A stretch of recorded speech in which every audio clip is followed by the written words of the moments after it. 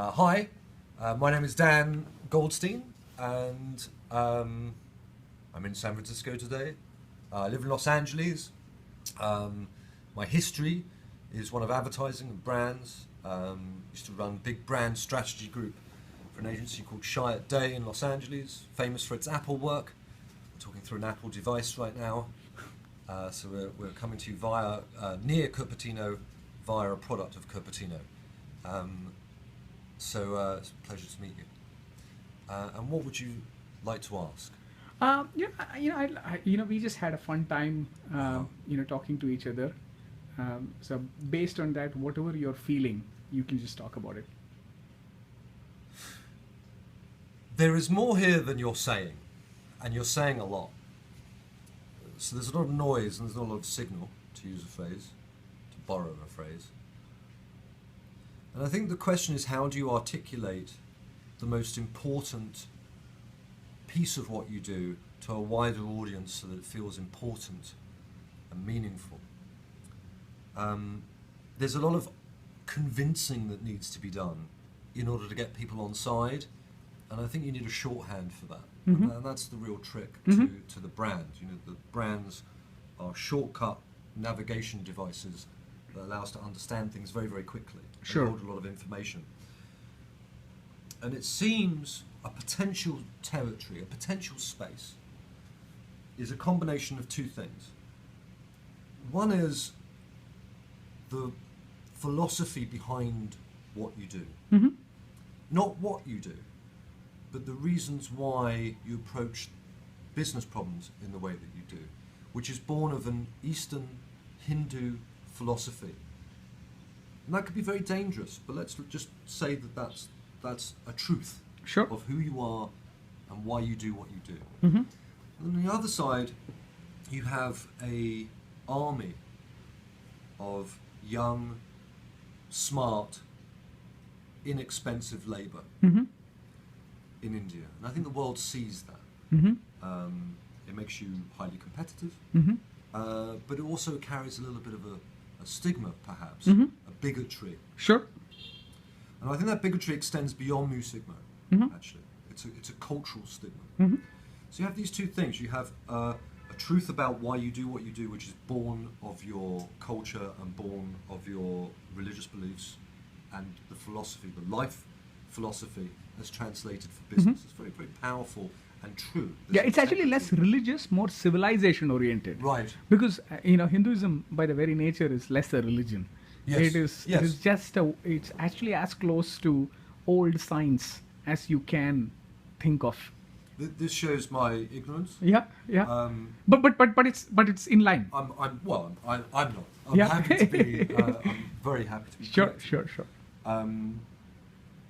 So you have a truth about the philosophy of why you do and the way you approach what you do, which is actually very beautiful and very powerful if articulated correctly. And then you have a cultural, potentially a cultural cause to fight for, which is we ain't the poor kids at the table anymore. Mm-hmm. We aren't cheap resource in another country anymore. We actually have something to bring which is important to the rest of the world in terms of business practice. And if you marry those two things together, potentially you have something very, very powerful. So maybe Mu Sigma could be beyond practice and a cause which is much, much bigger than what you do and could actually fight for an entire culture as well as an entire nation in terms of bringing about true, valuable, meaningful change to Western businesses. I'm thinking here predominantly Western businesses, although that's going to be less and less the case. Mm-hmm. And unfortunately, most businesses are Western. They're certainly headquartered. Commission points are US. No, I think what's happening is even businesses in India or in China are more Western than Eastern. Yes, I agree with that. So, Western practice. Western Oh, we practice. can blame McKinsey for that. Yeah. We can blame them for that. And they're both your friend and your enemy, it sounds like. yeah, You may jump into bed with them, you may choose to shoot them. Yeah. Who knows what. But there's something very powerful, very different about a Hindu philosophy of business practice. And perhaps as dangerous and as kind of stigmatized as it may feel, that actually might be why it's worth doing. Mm-hmm. It's right at the edge of what makes us comfortable. Mm-hmm. That means it's impossible to ignore, impossible not to reference, impossible not to talk about. And they're the things that make a brand a brand. You know, they're recognized for being something. And that could be the thing that's not only true to what you do, not only has a cultural sense of purpose, but it might actually give you enough teeth to make a real impact, not just in the business world, but in the world. And that's why I think it's exciting. Thank you so much.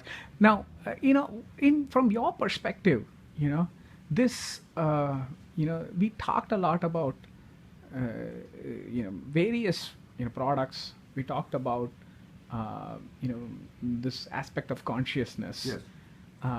We talked about the principles. Yeah.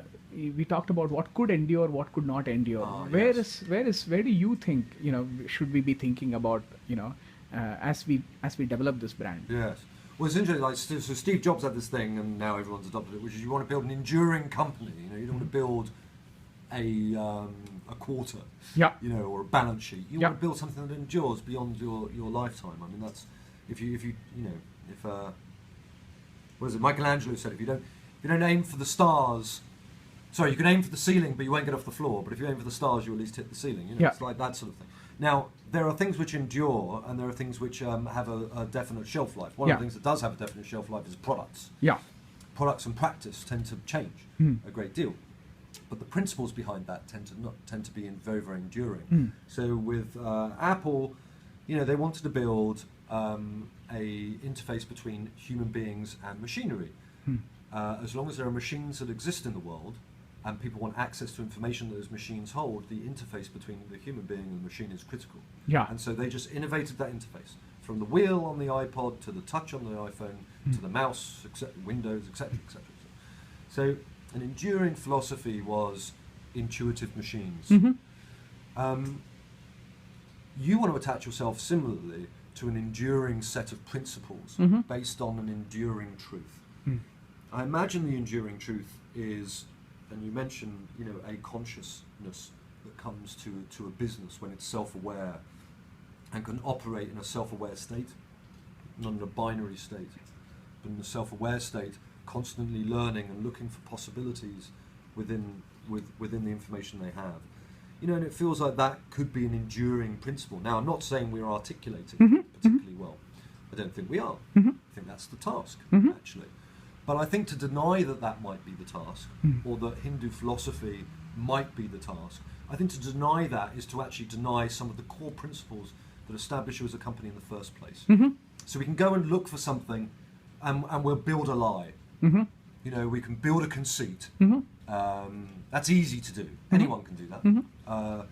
We are, we'll use a phrase, data is to the 21st century that oil was to the 20th. We are the engine behind 21st century commerce. There you go, let's go and give them that bullshit. Or we can actually build something that's enduring based on a principle which is true to you as an organization, and that can also, I'll say it, do a lot of good for your country and on the world stage. And I think that's actually a really good cause. You don't want to build a business, you want to build a cause. You want to build something which is bigger than the practice that you have. Yeah. The cause for Steve was machines are complicated, we need to make them useful for people. It's very simple. Our strategy is interface. So, you want to make business better, and your strategy is informed by your ethnic and cultural roots. And I think that's true. I think it's powerful, and I think it makes everyone that's listening to this uncomfortable. And that's exciting. If it ain't, you should never be comfortable unless you're uncomfortable. Yeah. And particularly when it comes to branding. Yeah.